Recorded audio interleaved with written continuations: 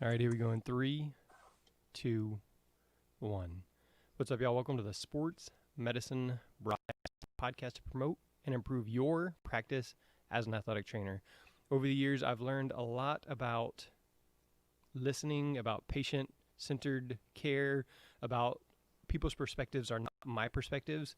And so this is one conversation that's really cool. I've been trying to have with Muriel for like a year. And so she's finally Tico, but she's also brought a whole Native American athletic trainers.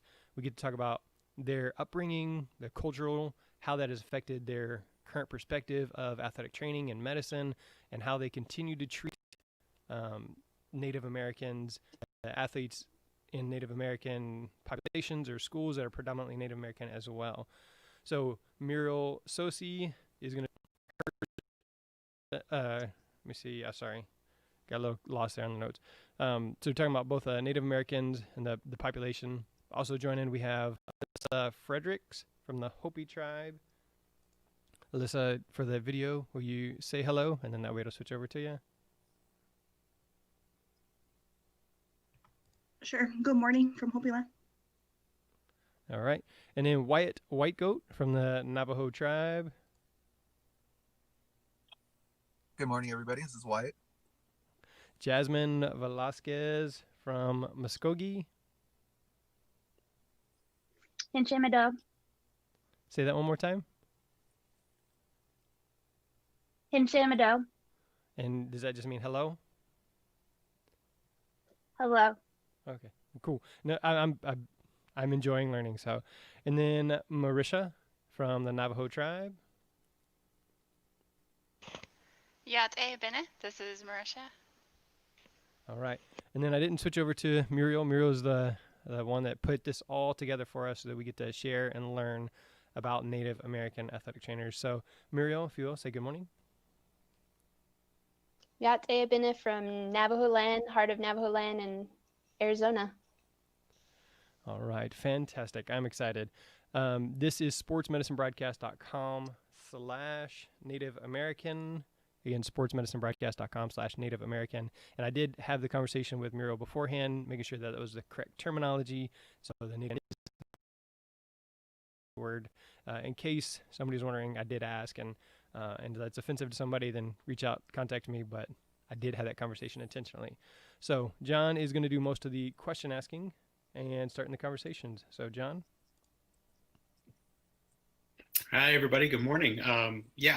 Right before we jumped on, I said how excited I am to learn today. It's very rare that we actually get a chance to sit down and have conversations. And we're seeing the importance of diversity and inclusion. But when we talk about that, what does that really mean?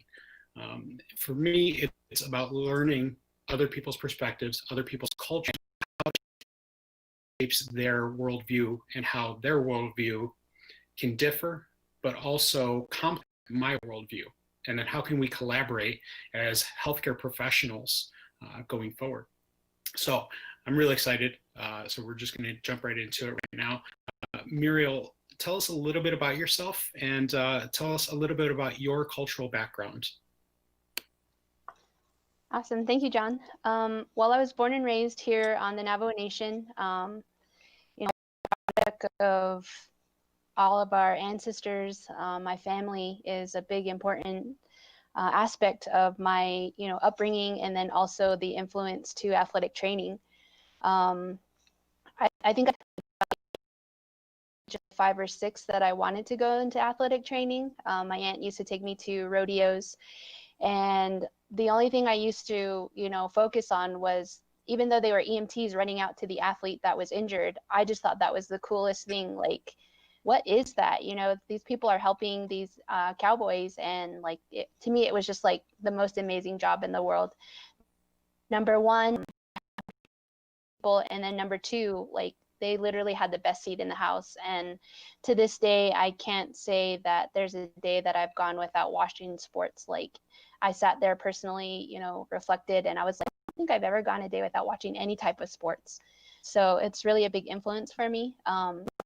Family, we deal with a lot of chronic health conditions here on the Navajo Nation, diabetes, you know, cancers, you name it, hypertension.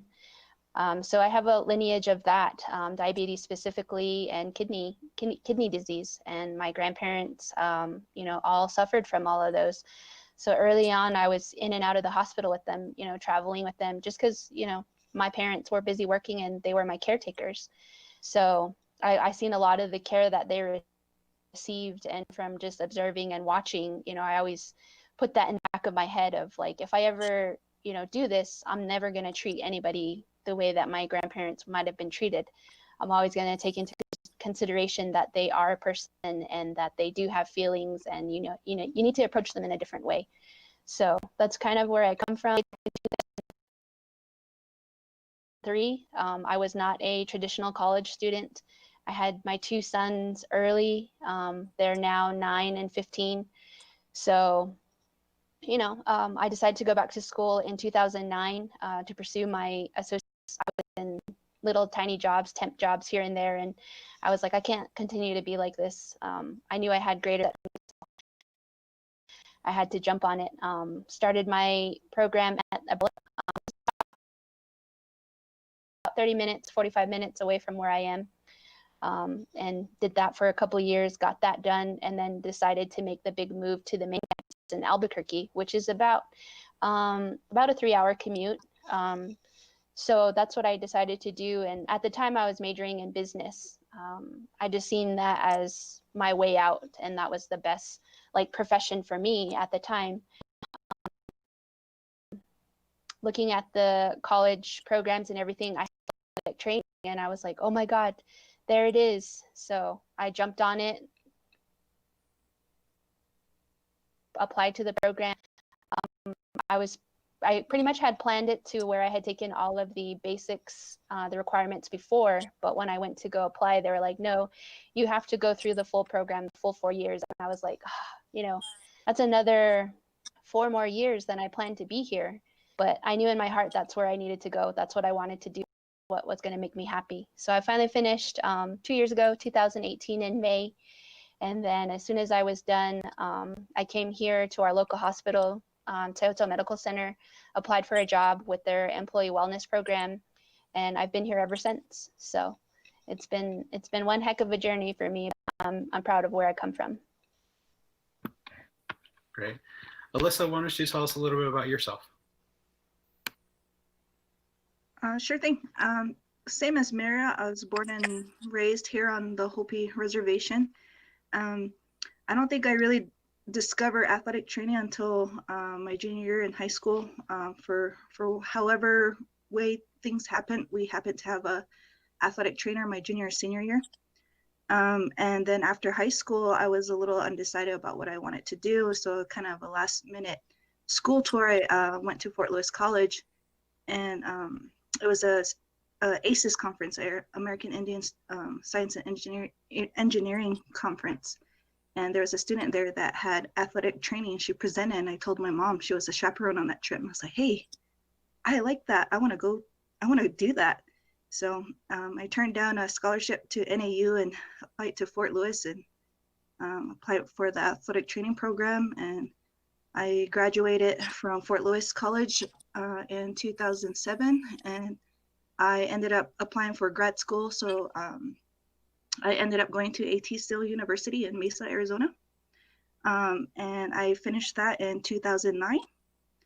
And then that's kind of when the big shutdown with, in 2009, there was a lot of jobs, especially in Arizona. So I happened to get a call from my old head athletic trainer about a job opening in Durango. So I drove from Phoenix to Durango, which is about 8 hours, went there, applied, interviewed, drove back to Phoenix, and then 2 days later got the call, said that I was hired. So moved back to Durango, and I spent another 6 years at Durango High School as a head athletic trainer as a part of Mercy Regional Medical Center.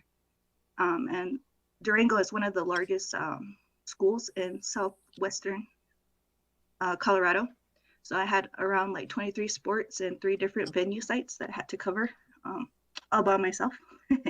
So I did that for 6 years. my husband and I kind of decided that we wanted to, one, own a house, two, start a family. So we decided to make the move back to my reservation because my husband's from a different tribe. And we took a year off to travel. And then after that, I actually started reaching out to my local high school about setting up a athletic training program. And basically my education has been a really smooth sailing until I came home and trying to advocate for athletic training. That's probably where I hit the most roadblocks. We already had the facilities from the previous athletic trainer, but I think I ended up going through, I'm on my fourth different superintendent, probably my fourth different high school principal, and I am in my fourth year of being a part-time athletic trainer at Hopi Junior Senior High School. But however, during the years, I have slowly built up the program. So last year I started a sports medicine club, and we started getting students to apply for scholarships and things like that through the Arizona State Athletic Trainers Association. And that's something that I'm trying to keep going. And I'm slowly making more and more headway into, fighting for a full-time position. And then I ended up meeting Muriel at one of our state conferences, and we ended up kind of just keeping in touch. And next thing you know, we kind of started talking about this. So.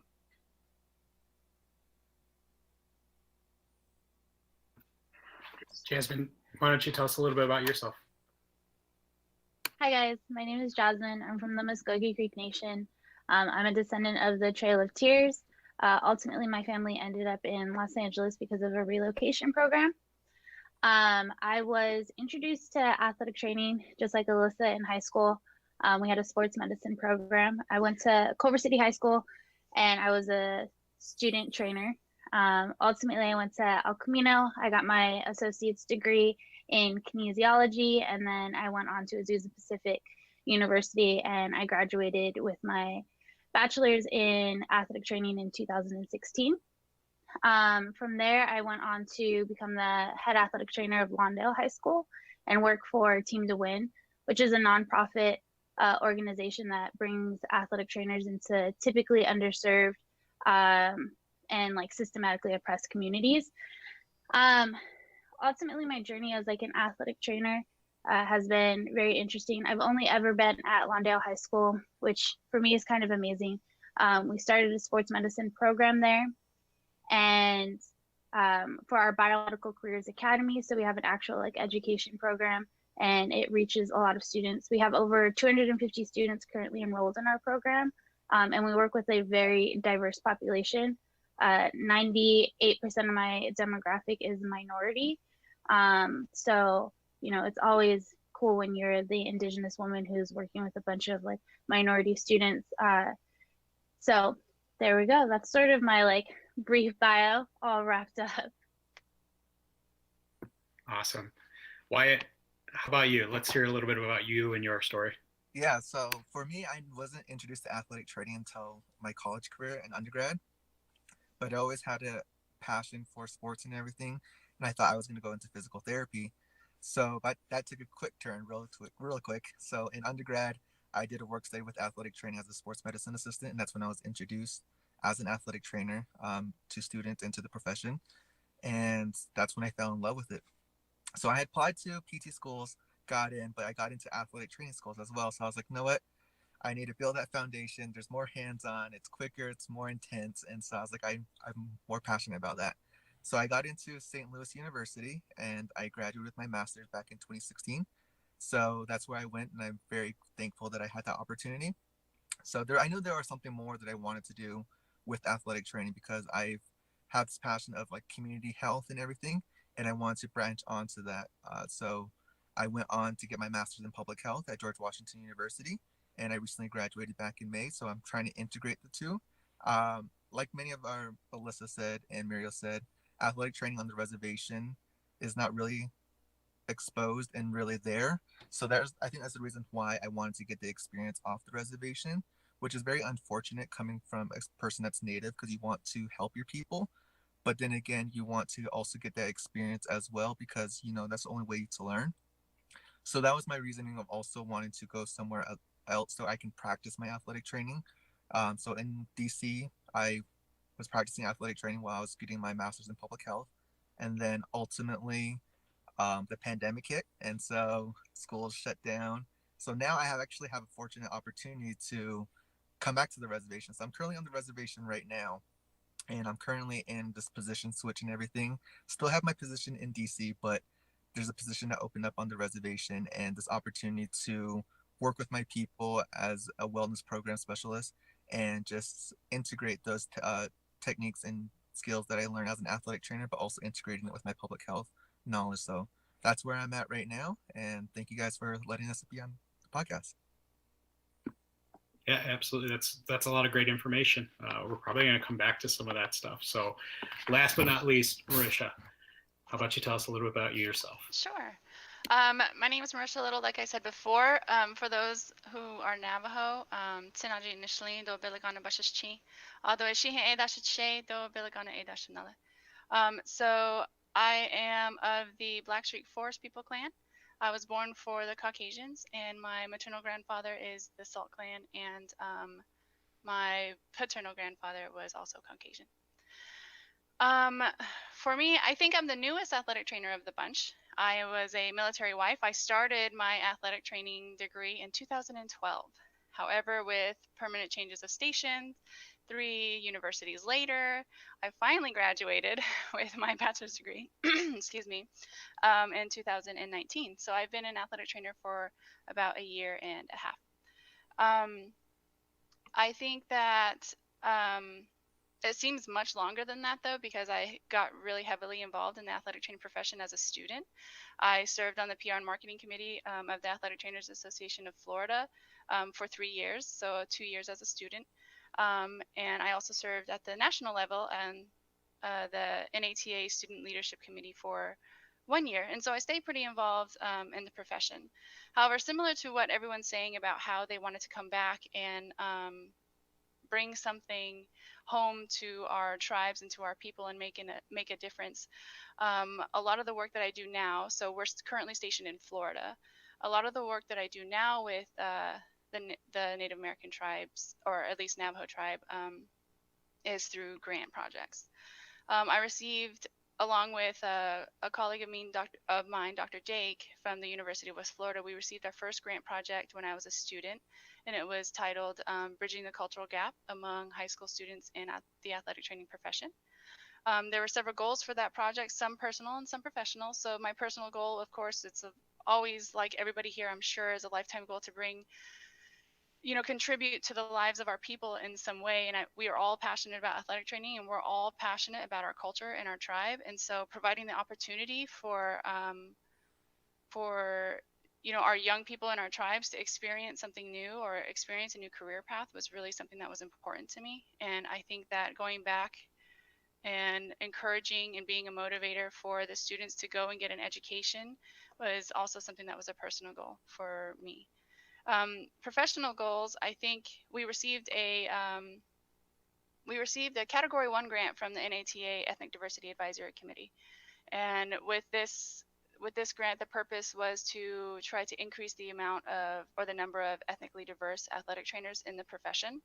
And I've done a ton of research recently because I'm writing my thesis, but as of 2017, there's only 221 Native American athletic trainers who are NATA members out of close to 48,000. So we don't really even make up 1% of the population of Native American athletic trainers.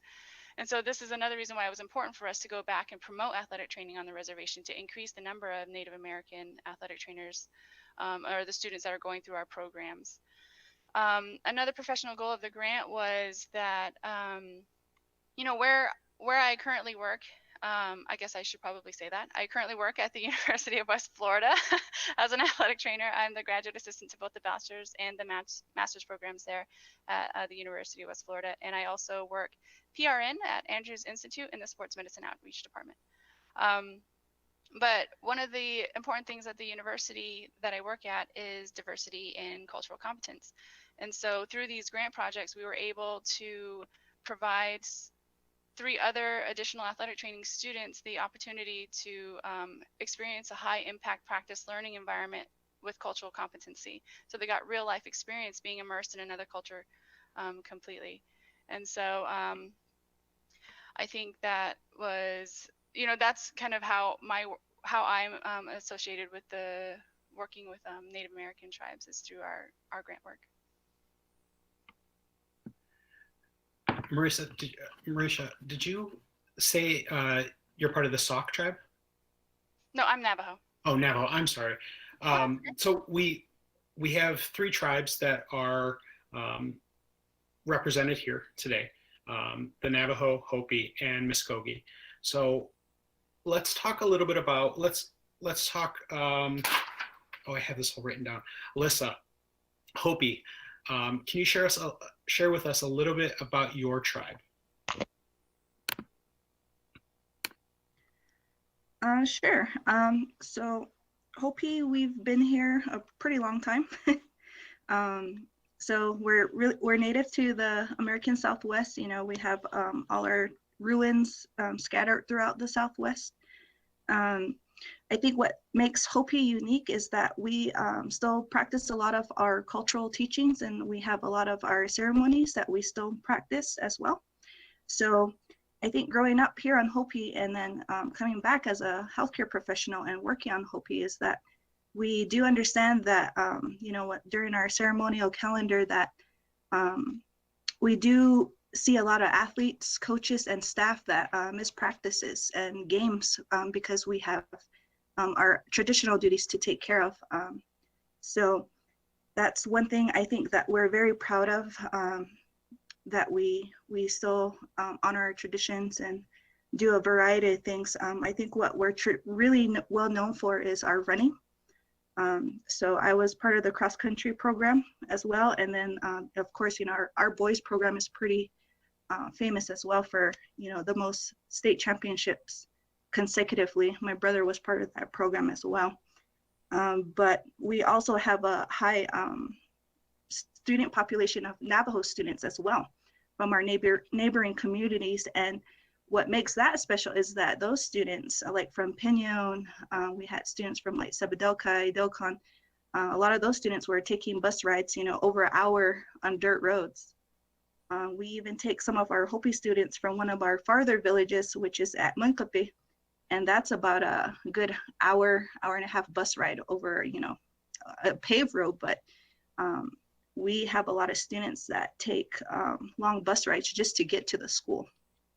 And in terms of competition, that's kind of how I know, of course, we played Winter Rock, and Marisha is from Sanders. And so we know all these local towns where we travel, more than an hour and a half to just to play. And in our region, which we call the 2A North, we play some of the teams in the mountain regions, but that's a 3-hour drive just to compete. So, we're having kids, drive 3 hours, we play 3 hours back, and we expect them to be back at school first thing at 8:30. And again, some of these students live more than an hour away from the high school. And this goes for our junior high students as well, because we integrate our junior high and high school together just because we're such a small community.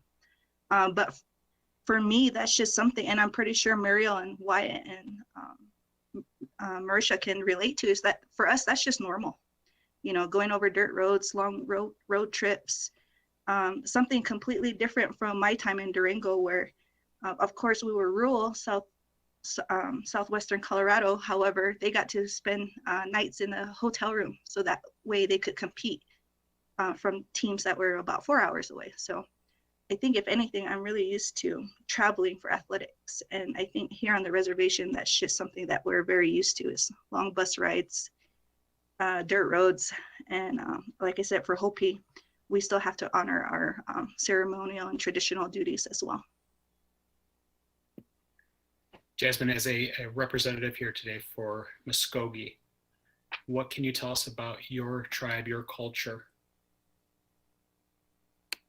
So the Muskogee Creek Nation gets typically described as like a Muskogee Nation.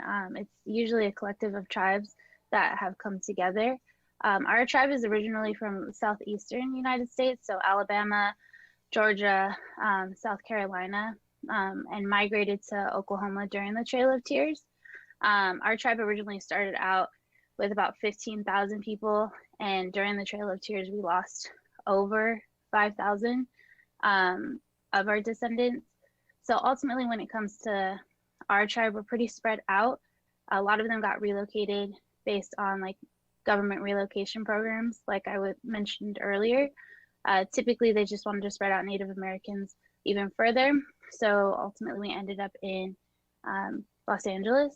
When it comes to my tribe and traditions, typically incorporating this into like the concept of like athletic training and even like our medicine,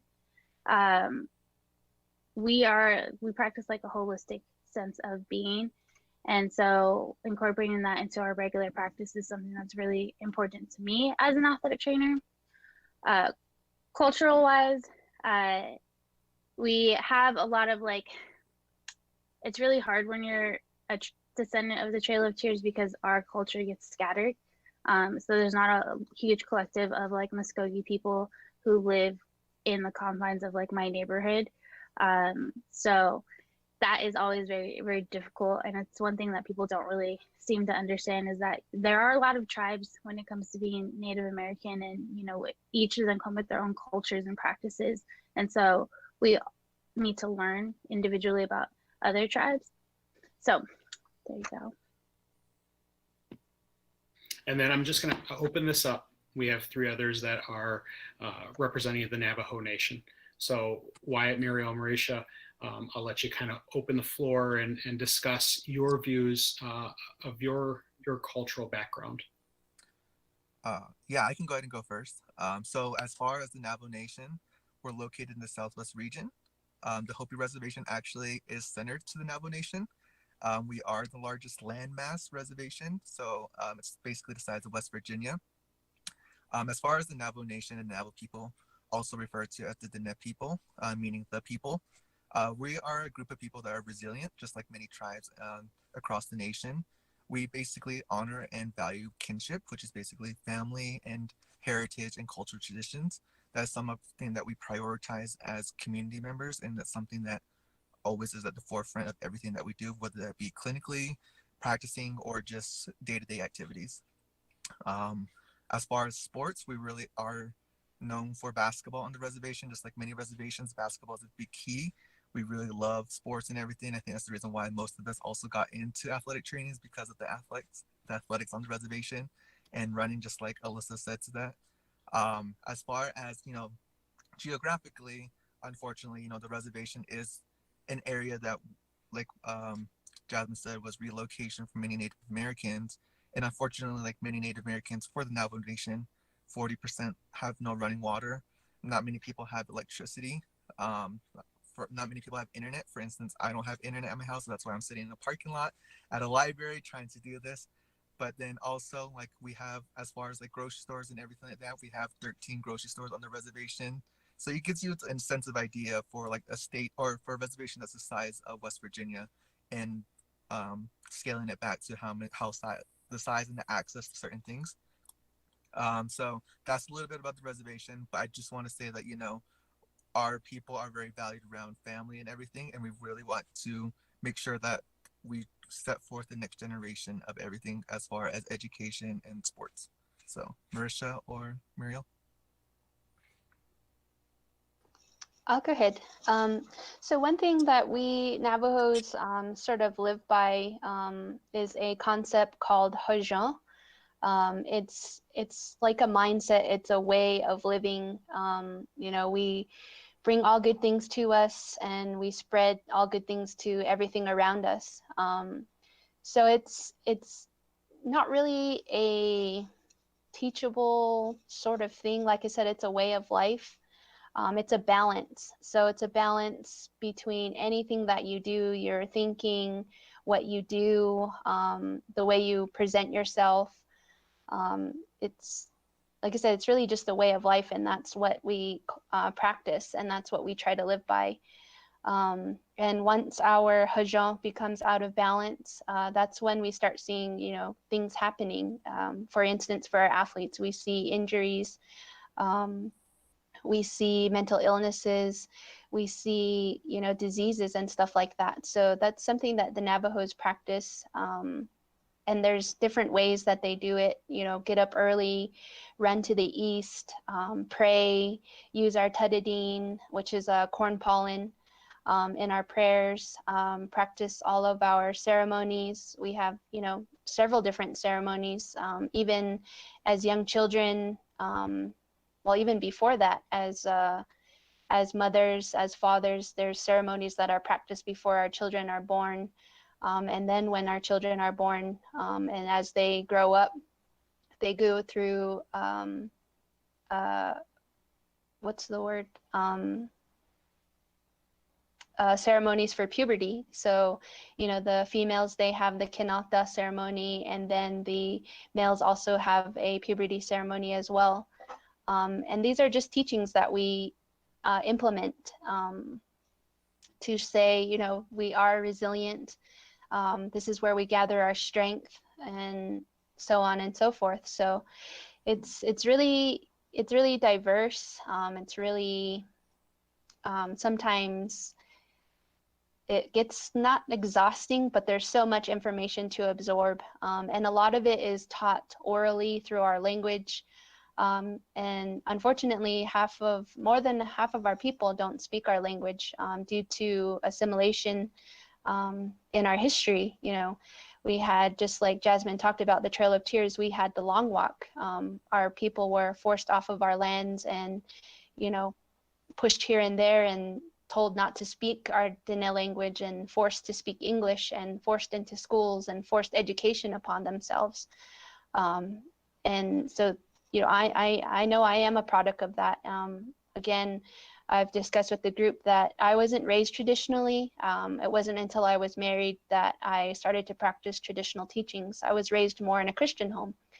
And so it's, like I said, it's hard to learn our teachings, especially if you don't know the language. I myself don't really know the language. I feel like I can read it and write it better than I can even understand or speak it. Because that was what was taught to me in school, was how to read and write. But as far as speaking, there's different type of dialects out there among our people, and also certain areas speak sort of a different language. They have different words for different things, so there's different ways of saying things. So it's challenging, trying to live in two different worlds sometimes, especially when you're trying to help elders. It's either, like Selena said, you're either not Native American enough or you're too Native American. So it's finding that balance, finding that Hajjan, and just living by that and teaching it to our younger generations.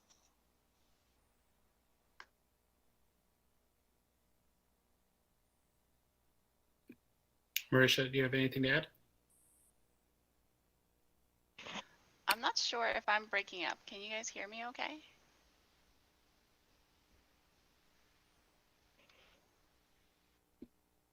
I can hear you. Oh. Yeah. Oh, okay. Sorry, the video and everything is frozen, so I can't see anything. No, I think Wyatt and Muriel did a great job explaining a lot of the aspects of our culture and where we come from. Just to kind of expand on what Wyatt said about the infrastructure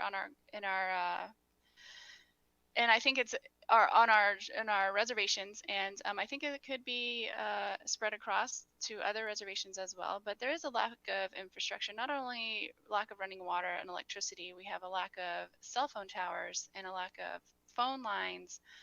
People don't have, gas in their homes, so they don't use gas to cook. They will cook outside over an open fire. So there's all of these different aspects that come into living on the reservation. And I think, what Wyatt was saying is that a lot of people, they understand that there's social determinants that are affecting health on the reservation. But I don't think that a lot of people in the country realize that, people are living without these niceties. In 2020, in the United States, people have no electricity. I think that's something that we really wanted to highlight. But we also aren't coming from a place that is to incite pity from anybody. We're trying to bring awareness to the issues that are happening on our reservations because we want to collaborate with people to fix them. And so that's one of the things that we felt that was really important for us to say. In addition to what Muriel said about Hojan, I think that this might, I guess we can compare it to what Jasmine said as well. Her tribe looks at health and life in a circular pattern or a holistic type manner. And so I think that might be one of the similarities between the tribes, even though we're all different. A similarity between the tribes might be that we, all see health and life as in this holistic manner. And a lot of the time it's depicted, if you look in research studies, it's depicted as a circular pattern, which Wyatt and Muriel, I did not know how to name, but they told me, or they enlightened me a couple of our sessions back, that it's actually called the Indigenous Framework.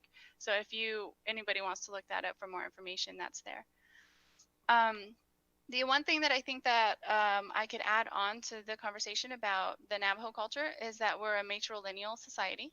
So everything is passed down through the mother side of the family. And I think through this, we have a really distinct clan system that helps us identify who we are. And I think that's why it's important for us to let other people know what our clans are, because it's giving them an idea of who we are and where we come from. And through this clan system, it creates an environment where your extended family becomes your immediate family. So now you're looking at people in, Western society. Your aunts are now your mothers, and your cousins are now your brothers and sisters. And so it really forms this familial bond, and it creates a real tight community support group, I think.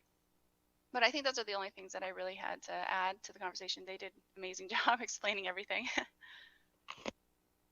Great, yeah. Like you said, it's not we're talking about diversity and inclusion, and it's not to bring about pity or anything like that. It's a way to drive the need for highlighting ways that we need to understand to better collaborate with everybody as healthcare professionals. So it's not just let's highlight the needs to draw pity on somebody. It's how can we collaborate and how can we understand better. So I think that was great that you said that, and I really appreciate that.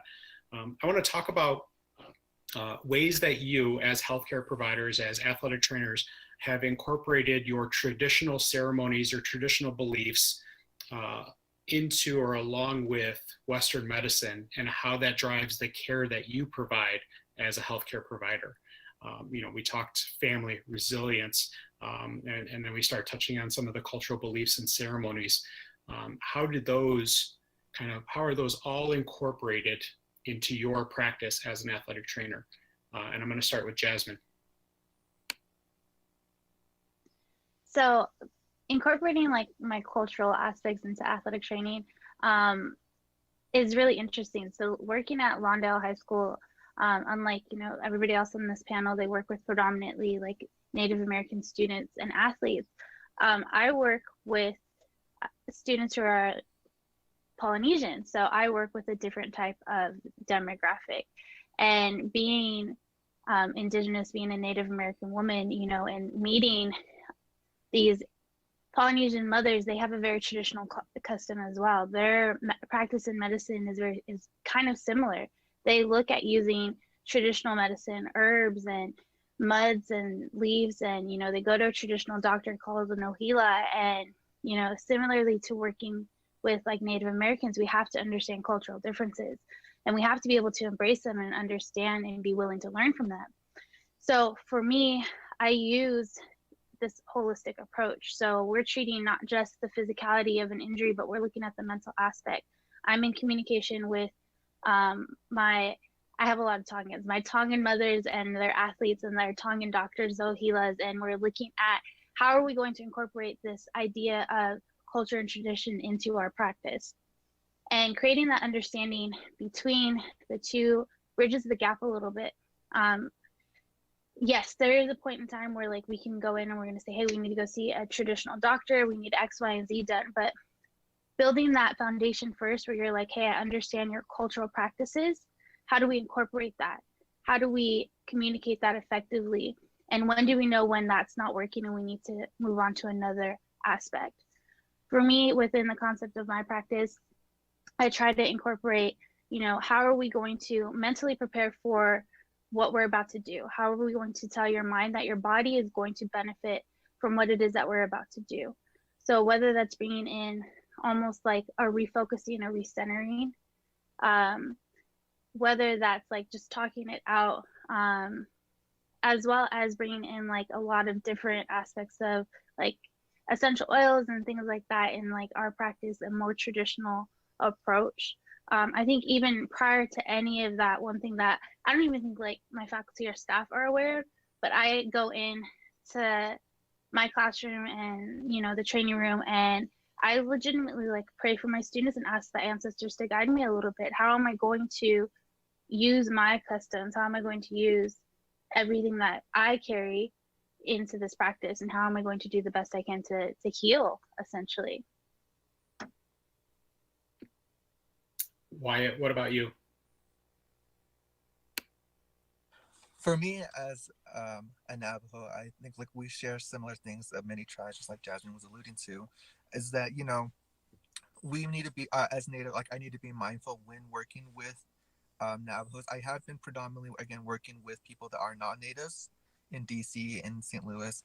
However, like when I do practice, I always keep in mind that I need to be mindful of how I was taught as well, keeping my separation, not really separation, but integration of my culture and Western medicine as well. And so what I always think about myself is making sure that I always practice with this holistic view, that the mind-body dualism, making sure that everything is connected, everything is spiritually there, not only mentally and physically, making sure that balance is basically united with the individual, so that when they do go back to their realm of practice or their everyday activities, making sure that they are spiritually aware of like what their surrounding is, making sure they're confident, because it goes back to that Hojong balance, and making sure that we are balanced as individuals, and making sure that we are balanced as individuals here on this earth and with Mother Nature. And so that's something that I always keep in mind when practicing, is making sure that the spiritual aspect is always there. But another thing I always, personally me as well as being mindful, especially now being back on the reservation, is that many people will seek out a medicine man for their own spiritual beings or their spiritual awareness. And so that's something that I need to be integrating into my practice now, being back on the reservation, is that sometimes as an athletic trainer or as a wellness program specialist now, is that Western medicine may not always work for the individual. And so therefore, like some people always have this curiosity of like, well, let's try something else. And so therefore opening out those barriers and opening up those pathways of like West or Navajo medicine or just Native medicine in general, that those are opportunities and things that people really instilled in me, and that's something that I need to give back to them as well. Alyssa? So Hopi, we have medicine men and women as well, and that's something that moving back out here and just growing up out here too, is that it's very common for families to seek out, not only spiritual but some physical help from our medicine men, which we call tehikas. However, since my school also has Navajo students, I have to be cognizant of what their traditions tell me, and so a lot of it is a lot of listening. I think all of us know, especially us being Native students as well, is that we tend to be very quiet, very shy at first. I don't know why, but maybe it's just taught that if anything, we're always taught to listen first. Listen, look, and then you make an action. So that's something that I always have to remind myself for my students, is that I have to listen, gain their confidence, and then of course, especially in terms of the traditional medicine, being mindful and respectful of it as well, just because that's part of my life as well. So similar to Navajo, Hopi have the same outlook on traditional medicine. Muriel, how about, what can you add? I think everybody gave really good explanations. Like Wyatt said, making sure everything is in balance with ourselves and also with Mother Nature. I was just in a conversation a few days ago with my husband about like why sometimes here when there is an injury, and if it involves the head, um, there will be somebody that goes onto the play field or wherever the injury occurred and pour down some water. And it was only because I had asked the question because I was thinking about this and I was like, I know I've seen that, but why? I've never been given the reason why. And it's to my understanding that, you know, there's a shift in energies. So um, as Navajos, even though we do play contact sports, football, you know, you're not supposed to go in with intentions of trying to hurt someone else. So when injuries like that do occur, and especially to the head, or like if the head meets the ground, there's an energy change, there's an energy shift between the two, you know, the physical body and Mother Earth. And Mother Earth will get hot and then the physical body will get hot. So as we know, you know, the inflammation process, we do feel that heat. And so once the water is poured, we're cooling Mother Earth back down and we're trying to say, you know, we're sorry, you know, give that energy back, cool it down. And then as for the athlete as well, we will pour water on them, the same water that we used, and use that to cool the, you know, the injury point, and then also to begin that healing process. And then also kind of to wash away, you know, any bad energy that might be there. And I just thought that was really interesting. I had never really thought about it until we had that conversation. And I was like, wow, there's a hot spot. And yet we know it as, you know, an inflammation process. So, but yet we've already been practicing that for, you know, probably years. So there's a lot of things that do occur as far as traditional teachings. Teams will go together before the season starts and have ceremonies and prayers done, have sweats done together. Just all in teaching, you know, this is a sisterhood, a brotherhood. We all look out for one another. We pray for one another. We go into battle, you know, we go into a game together and we're all going to watch over one another. You don't ever think that we go into it as an individual. We go into it as, again, as a family framework, as a kinship. And then, you know, just overall practicing that Hajjon. I know a lot of athletes do carry their tedadine with them. They put it in their bags. Sometimes they'll, you know, take their herbs before they play. They have their own little routines and just sort of being respectful of that and letting them do what they need to do so that, you know, they're right in their mind and then also they're right spiritually before they go out and play. So that's all I have to add. Awesome. Marisha? No, I think everybody, you know, is giving a really good explanation of, you know, the way that we're going to incorporate our traditional teachings into our own practice as athletic trainers. But I think one thing that I can add on, at least if it's just a example, is that, you know, a lot of, you know, the whole holistic mindset and Hojong is going to also contribute to some of our cultural mannerisms. And so if you're going to be working, at least in the Navajo culture, if you're going to be working with a more traditional Navajo patient, or especially someone who's elderly, the way you communicate with them might be slightly different. So you would often find yourself speaking in third person. And so you wouldn't want to say, if you have this injury and if you don't do this, then this will happen to you. You know, instead you might say, if somebody has this injury, this could happen to them. And it all goes back to that whole holistic and Hojong mindset, is that you don't want to put that negative energy out there. My family, my grandma used to teach us that if you put that negative energy into the world, it's going to be more likely for it to come true, kind of like you're speaking it into existence. And so a small example for me in my own life is once I was playing with my grandfather's wheelchair, and he had told me, or she had told me to get up out of the wheelchair and move away from it. And she said that I needed to stay healthy and I needed to stay strong so I can walk. And so I need to walk. And if I am sitting in the wheelchair and playing with it, then it's like me asking for that to happen to me. And so it's all about staying positive in your mindset and your health and in your healing. And so when you're working with a patient, especially for me, I try to be very cognizant about what I'm saying to them. I'm not trying to put, you know, negative negative energy on them while they're trying to heal from an injury or something like that. And then also something that was a little bit hard for me to understand in the beginning between the differences between Western medicine and cultural medicine is in our culture, we kind of talked about the matrilineal clan system and how we were really tight-knit with our families, and how family is just really important to us. In Western medicine, or at least when I was going through college, I was taught that the only way to refer to a patient is Mr. Smith or Mrs. Smith. And when you're referring to a patient, you should never use things like grandma or grandpa. And because it could potentially be offensive to them, because I guess essentially you might be calling them old. But in our culture, if we call somebody Shamasana or my grandma, it's a sign of respect. We very much value our elderly, like high esteem for our elders.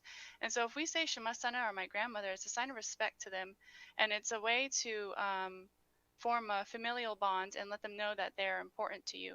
And so that was one of the things that I had struggled with in the beginning, is I wanted to call somebody grandma, but I wasn't sure if it was appropriate or not, because in my culture it was, And so I think that this is true. Like if you say, you'll hear it a lot with Navajo medical professionals working with Navajo patients. You'll hear that using of family titles, or someone older might call someone younger, Shiyeja means my little one.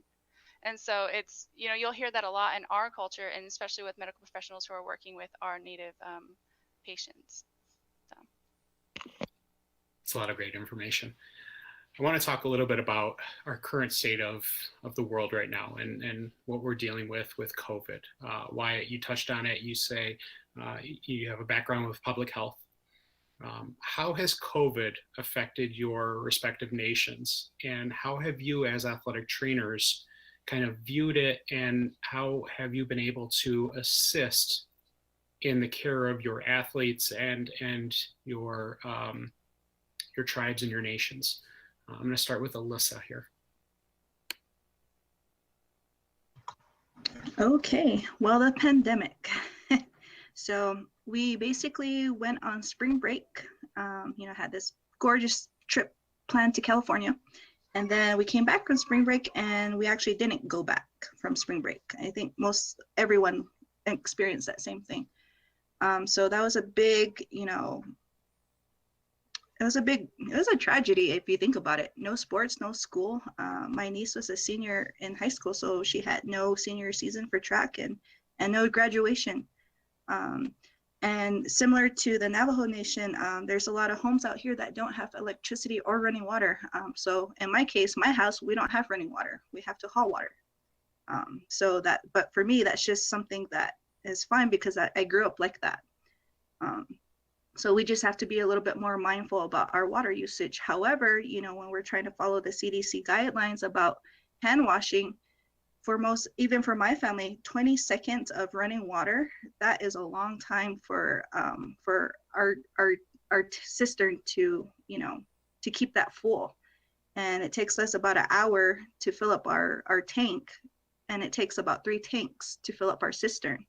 So in addition to not having electricity, a lot of our villages run on solar. So like village Hope Villa, Wolpe, those guys all run on solar. So with the pandemic, that has really made us, as a tribe, we had to sit down and think, how can we improve our infrastructure? Even right now, I'm working on all our EAPs and our COVID care team, our COVID protocols for if and when we can return to sport, because basically in Arizona, all the reservation schools canceled their fall seasons. And the cities like Flagstaff, Phoenix, they're already competing. However, on all the reservations, no schools are competing right now. And luckily, I happen to be out here, so now I have access to all, whatever the NATA and our state associations are handing out with a protocol. So I'm working with my local high school, my local healthcare center to set those up. A big thing is we're trying to figure out, how can we get kids, like we're even talking about like having kids shower at the school for those that don't have access to running water, so they can shower at the school and then ride the bus for hour plus however long they need to get home. So just thinking about different aspects of that. In terms of the pandemic, you really look about what resources you have. Similar, we don't really have any full functioning grocery stores. So even for me, like when I go buy groceries, I usually have to drive to Winslow, which is about an hour away, or to Flagstaff, which is another hour and a half away.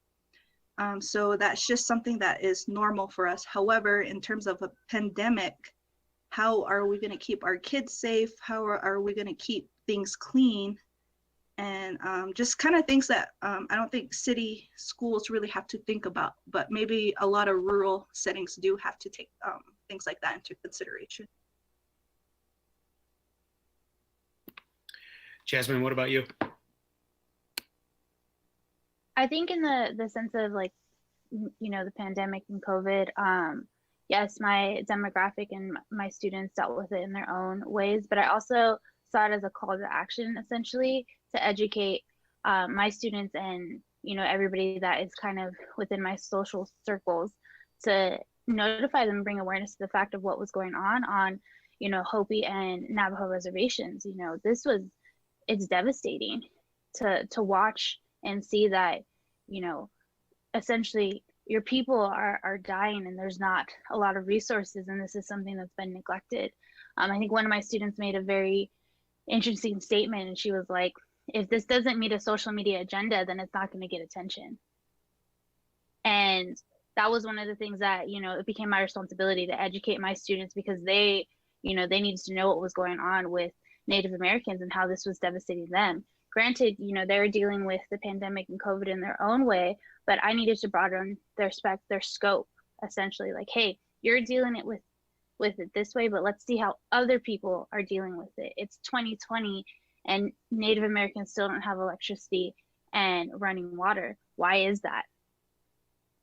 So let's look at that. Let's see why this is devastating to our Navajo nations, and let's do something about it. So ultimately, you know, my students became very big like advocates for Native American culture, and they made sure to educate everyone. Even in their classrooms now, they're demanding their history teachers to teach them like Native American history, because they see it as a neglected culture.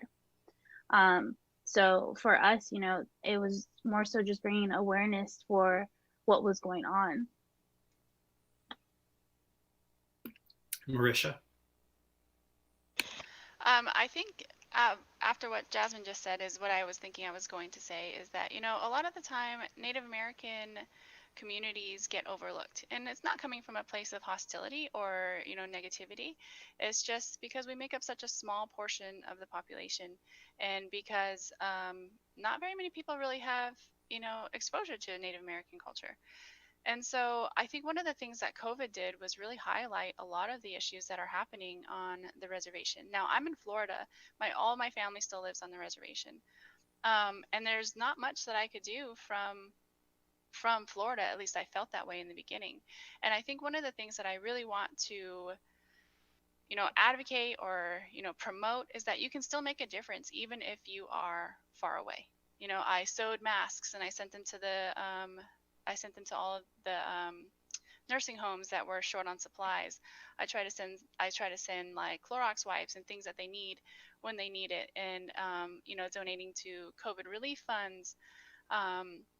Even just standing in solidarity. I don't think that from March to probably when I started work again at the university, I hadn't gone in any grocery store. I was in isolation because I was just trying to be in solidarity with my tribe, with my family, with my people who are on 57-hour lockdowns. You know, so like on the weekends, they weren't allowed to go out anywhere. And I think they just, Muriel, you can probably correct me, but they just started the 57-hour lockdowns again. And I think one of the things that sometimes doesn't get highlighted is the fact of multi-generational families are all living in one house, and these houses are small. You know, a lot of the houses are small, maybe a couple room houses, and you have, you know, 10 people living under one roof. And so I understand why it would be confusing of how, you know, my husband came home and said, somebody asked me to ask you why all these issues are happening on the reservation. And I'm like, and I had to explain that it's just overwhelming need of resources there. You know, we need running water, we need infrastructure, we need electricity, we need more homes. You know, so it's just, I think it's I think what I'm trying to highlight is that it's not that there hasn't been anything done to try to improve the conditions there. It's just that there's an overwhelming amount of disparity that it's hard to get a handle on. But the funny thing is that it's really rare for the people actually living there to even be complaining about it. It's just the way of life. It's just, we just go on, we'll do what we need to do to get by, or, you know, we'll thrive. And I think that's just something that really highlights the resiliency of all of our tribes. Muriel? I might get a little emotional due to COVID. There's a lot that happened. I work here at the Wellness Center, which is an extension of the hospital here. So we seen it, you know, roll in. And in my position, since the Wellness Center was shut down in March, we just kind of sat comfortably for, you know, a couple weeks, and then just kind of waited for our first case. And then from there, it was like, okay, your group, which is basically the Wellness Center group, 3 departments, we jumped right in and we helped our pharmacy department. We ran out medications to patients that needed them. And, you know, that meant contact with the public. But, you know, we masked up, got PPEs, did the best we could. And we got those patients their medications that they needed so that they didn't have to go inside the facility. And we did that for a majority of the year. You know, whether it was windy, whether it was cold, whether it was hot, we were out there, and we did that. And then a few of us, we got called in because of the shortage of the PPEs here. You know, they had a sewing task force, and they sewed gowns, they sewed the caps for our providers. And so we never really had actual shortage. We were always kind of in supply, but we had to be really creative with that. And I'm really grateful for those people that stepped up to do that for our providers, because without them, you know, we would have lost a lot more people. And then also our group is now assisting our public health nurses with contact tracing. So I was really grateful for the resources that I have, you know, the athletic training platforms on social media. You know, they were pushing out, take this training, take this webinar, contact tracing, we might have to do this. And I was right there with it, jumping into it, taking it.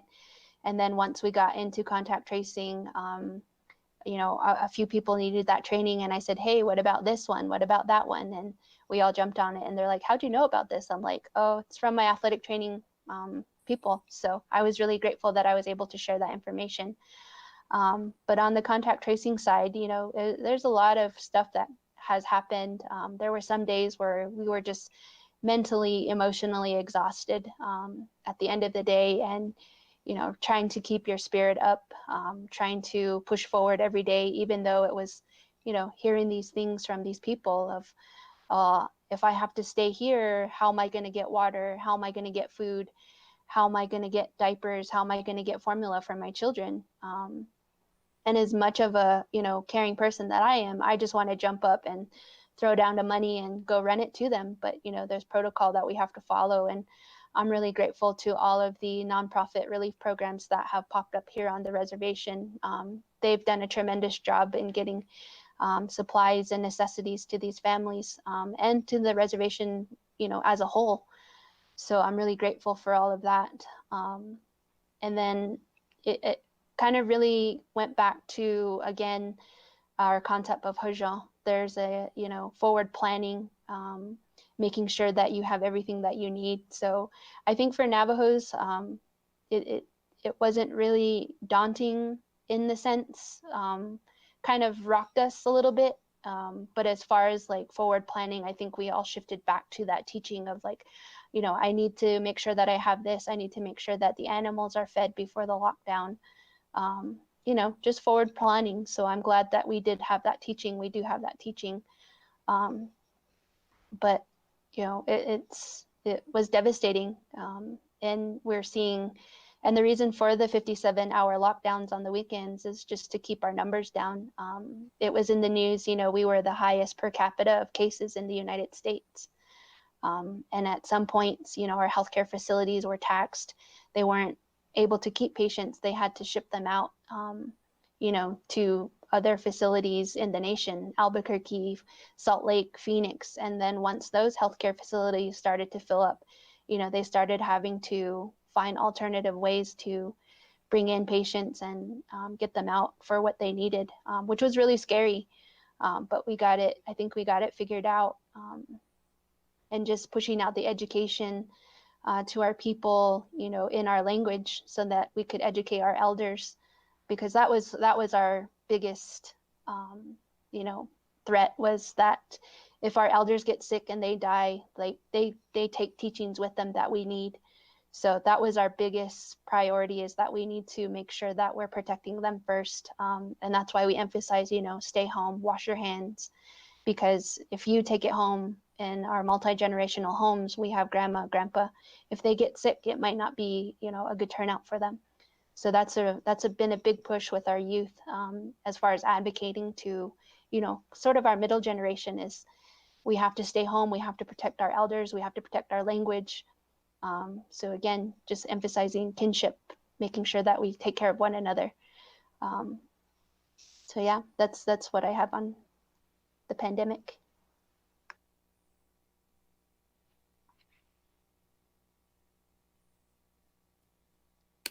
Well, can you guys hear me? All right. So as far as I think mine goes back to Jasmine, and similar to Marisha's position, I was in DC when everything went down on the reservation, and so unfortunately I wasn't here to help my people. But then going back to Jasmine's point, is that education part of everything. I was a graduate assistant at George Washington University, and I taught orthopedic taping and bracing and injury assessment for the undergrads as an opportunity to expose them to athletic training or sports medicine in general. And many of the students, and considering public health realm as well with many of my peers, had asked, how are your people doing? How is your family doing? And, I was in good communication via social media or just talking over the phone with my mother and my family, that, it's a lot about the education and a lot of the awareness. And as an educator, when I was at George Washington University, was basically highlighting the importance of, the infrastructure and the lifestyle that's on the reservation. However, going just more as a way of being aware of the background that we come from, and making sure this is the reason why this is the reason why cases are higher, is because running water is not accessible to many people, or just getting nutrition is not accessible to many people. And so when we try to integrate these teachings across on the reservation and outside the reservation, I think it's just highlighting the awareness. And so much of my part was basically sharing it on social media, of ways to donate to the relief funds and ways to advocate for the care on the reservation. And so that's much of my contribution to it. Unfortunately, again, I know right now I'm in a great position of being back on the reservation, and that's ultimately the reason why I came back to the reservation as well. It's because so my people, again, we're built on this kinship and this idea that you are given so much, but also make sure you don't forget where you came from. And so I think this is a reason why I came back, is because I wanted to give back to my people of years of knowledge that I've gained, and prospering other future generations, or also sharing my teachings and my knowledge with other people. And I think that's the reason why I'm now in that position, in that opportunity to open up those doors and expose myself and reconnect with my culture as well. I think it goes both ways as a native, teaching somebody, but also learning something back in return. And I think that's where I'm in a great position right now, as an athletic trainer, but also as a public health. This has been a really great conversation, and we've learned a lot here. I do want to end with one last question in order to kind of respect everybody's time. What is one thing that we can do to help advocate for you and your people? And I'll start with Wyatt, and then we'll kind of go in reverse order. So Wyatt? I think a lot of it is just basically being involved, in whether that be through social media. I know there's a lot of platforms on social media that you can actively just follow and educate yourself. And I think that's a lot of it that comes back to, is just educating yourself, because I've been in many circumstances that people often ask me like, oh, you guys still exist, and like, oh, what is it like to live in teepees? It's just that awareness that not many people have. And so it's just, I think that's the most important thing I can say to people is just to educate yourself, in a way of like not basically saying like you don't know anything, but just making sure you're up to date to the modern societies of what Native American is or what being indigenous is, especially on the reservation. And I think also just advocating for certain rights that many people have fought for on the reservations or being on native land in general, such like, missing and murdered indigenous women. So those are certain things that are public health issues and ultimately athletic training issues in large perspective. And I think that's something that I can say, to everybody is just, follow certain, platforms, um, look up on the internet. YouTube is a great platform. Podcasting, there's many podcasts that have that, natives speak to it. So yes. Muriel. I would say that as a profession, if you see a student out there, minority student, if they are, if they're struggling, find that resource for them so that they can reach out. I know in my undergrad, I was in a group of minority students, but I still felt like I was, a small voice in a big world. So I really appreciate, being able to find all of these individuals and all the others that are in our Native American group. We've had this little group for about a month, 2 months now, and it's really changed my perspective on everything. And I really appreciate each and every one of them. So I'm willing to be, like a mentor, mentee to our upcoming athletic trainers, our youth, and push for education, programs in our school systems here on the reservation. It's really important because, there's a lot of times when you're on the reservation, you feel like there's no way out. There's nothing out there for you, but there's so much out there for you. I mean, you would be surprised how many Navajos are out there. I don't think there's ever a place that I've gone that I haven't run into one Navajo. We were really surprised when we met Marisha. We're like, wow, you're way over on the East Coast. So, and I know, natives that are Navajos that are global. So I know we're all out there, and just like we are phrased for Indigenous Peoples Days, we're still here and we're always going to be here. We're not going to go anywhere. So, if there's people out there, minority students out there that are just struggling in the profession, if they need someone, we're all here. We're all here together, and we want to make sure that our voice is heard for everybody. Marisha. I think the biggest thing is going to be being aware in education. Like Wyatt had said, there's so many advocacy groups out there that are looking for people to collaborate with, and we're looking for people to collaborate with in the athletic training profession. Some of the other advocacy groups that I can name off the top of my head are going to include Light Up Navajo, the Navajo Water Project, Missing and Murdered Relatives, the national group Missing and Murdered Indigenous Women. There's all sorts of COVID-19 relief funds. So if you're looking to collaborate with any of these groups, look them up and, try to connect, because they want to collaborate and help improve the lives of the people on our reservations. But also, one of the other things that I wanted to say really quickly is that, I think we all have a responsibility to understand where everybody comes from, and just as where you come from is important to you, where I come from is important to me. And one of the things that I wanted to point out really quick was that biculturalism is a real thing. I think there are many of us, I can say probably all the people on this call, have mastered the ability to bounce back and forth between being on the reservation and life on the reservation, and being out in away from the reservation in, I guess, normal society. I don't know what to call it. But but I think we've really mastered that gift. And so what we're looking for our group at least, is to really connect with other Native American athletic trainers that want to help us advocate for, our reservations on or in the country. And we have a lot of we have a lot of objectives and a lot of goals right now for ourselves. We have our discussion group that meets every week to discuss, issues that Native American athletic trainers are facing, maybe even strategies on how to improve things. We try to stay up to date on, all the happenings that are happening on all the reservations. We're also looking to do some more grant work in community outreach projects, and maybe even some newer projects that we are, regarding health education and things might come up in the future. We started talking about that, and so we're just looking for people to connect with. But I think that education is going to be key. And while we as Native American athletic trainers want to be the catalyst for the education on our reservations, it's not solely our responsibility.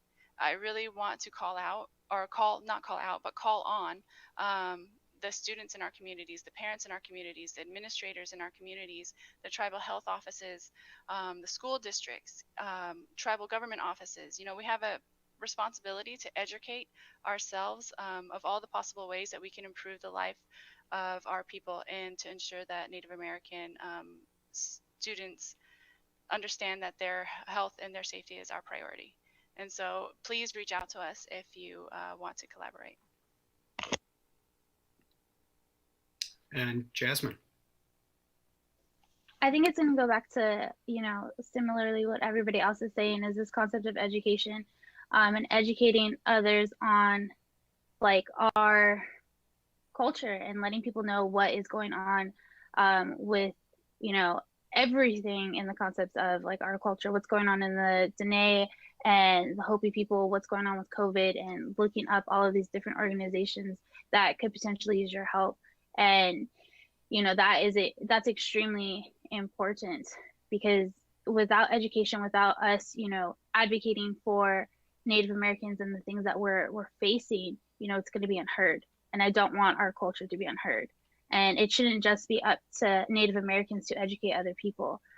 This should be like kind of a national thing, whether it's our allies, our students, and everybody within our social circles.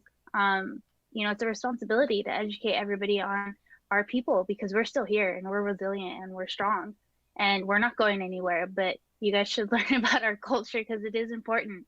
It's a beautiful thing.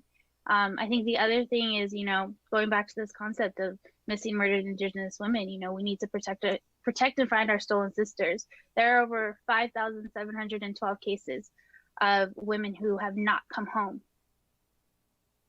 That's devastating. Native American women are 10 times more likely to be murdered than any other race. That's a problem. And I think, we need to constantly educate each other and everyone else around us about, issues that, Native Americans face. All right. And in the show notes, somebody typed in the website, so I'll make sure I have that for the murdered and missing indigenous women and children. So I'll make sure I post that with the link there as well. So Alyssa, what you got? I think almost all of us know what it's like to be the only brown, Native person in a room, especially in the realm of athletic training. Like Marisha said, we've really learned how to balance living in both worlds. Just because a lot of us, are born and raised on the reservation, and we have our certain idiosyncrasies, even things like when I went to college, I had to learn how to look people in the eye. I had to learn how to, if anything, I was always taught to be more assertive, but for me, that was always kind of counterproductive, because we're always like, you listen first before you speak, because those are all cultural teachings for us. In regards to educating yourself, it's one thing that I think I've experienced is that there's this assumption that all Native tribes are the same. However, I think from the brief time you spend with us, you'll find out that we're similar in certain aspects, but we're also very different, and we're very proud of those, those things that make us stand out. We're from different regions of the country. We have different, we honor still, I think it still comes down to honoring our Mother Earth and things like that. But you know, with us, we have to learn how to balance traditional teachings and Western concepts of medicine. So if anything, I encourage our fellow athletic trainers is take time to come out and speak to us. Take time to learn about our different tribes, our different, you know, struggles and our different triumphs, because there's a lot of pride in all of our tribes. There's a lot of things that we accomplished and a lot of, you know, bad things that we all went through. Like Jasmine said, the Trail of Tears, Navajo Long Walk. For us, we had the Pueblo Revolt, you know, against the Spanish conquistadors. Um, so there's a lot of pride within our Native communities, but I also challenge our fellow Native athletic trainers is to step outside of the shadow and take on leadership positions, seek out the state organizations and national organizations. And it's, you know, I've been practicing for quite a bit, and it's only until recently that I started acting on a state level. But it takes time, so be patient. But like everyone said, we're here, we're around. All right, Muriel mentioned several times reaching out, you know, being a mentor. You guys have a group. So as a group, is there one single best way to get a hold of or reach out, or is it just individually? So we do have a group on Instagram and in Facebook, and then also our discussion. So on Instagram, it's native_ATs, and then on Facebook, it's native ATs all together. And then we do meet on Wednesdays from 12 to 1:30 Mountain Daylight Time. All right, so all Native American ATs are welcome there. Is this open to people like me, obviously not Native American, that just want to jump in, learn, sit, watch, something Exactly. like Yeah. Exactly. I guess like Muriel said, it goes both ways. So we want to educate people, but we also want to learn other practices as well. So it's open to anybody.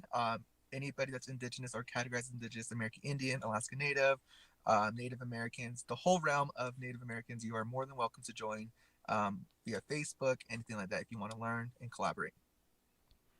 Fantastic. So again, on Instagram, check out native_ATS, or on Facebook, native ATs, ATS, I'm sorry. So on Facebook, it's native ATS. And then jump on one of the video calls with them Wednesdays at noon Mountain Daylight Time. And then you can educate, advocate, be part of the solution rather than assuming that all the tribes are the same and being part of continuing to I guess, oppress the Native Americans. So again, it's just about advocacy, helping each other grow. And then I'm looking for just an individual contact information. So most of you have put it in here in the show notes, and I'll share that as well. But Muriel, if somebody wants to reach out to you, what's going to be the single best way to do that? The best way would probably be through Gmail. So it's MK Tsosie, TSOSIE 06 @gmail. And that would be probably the fastest way to get a hold of me. Fantastic. And Alyssa? Okay, you're gonna have to write this down very slowly. So my Gmail is so TUWAWISNOM85 @gmail. So the Nim 85. Okay, so I have to double check that with you to make sure I got it right. But I did type it just slowly. You said That's my Hopi name. I'm sorry. No, that's fantastic. I love it. All right, Wyatt, single best way to get a hold of you. Same way, Gmail. Email is the best way. It's W, my first name, W, the initial, and then Whitegoat, WHITEGOAT 12 @gmail.com. All right, so far we got Muriel, Alyssa, and Wyatt on email. Jasmine, single best way? Single best way is probably going to be on Instagram. Jazz Velasquez, JASVELASQUEZATC. Yep, there you go. All right, so hit her up on Instagram. And then Marisha. I'm on email as well. So mine is M as in Mike, RL41 at students, that's plural, .uwf.edu. All right. So if you want to get a hold of any of the Native American ATs that have been on this call, we'll have the contact information there.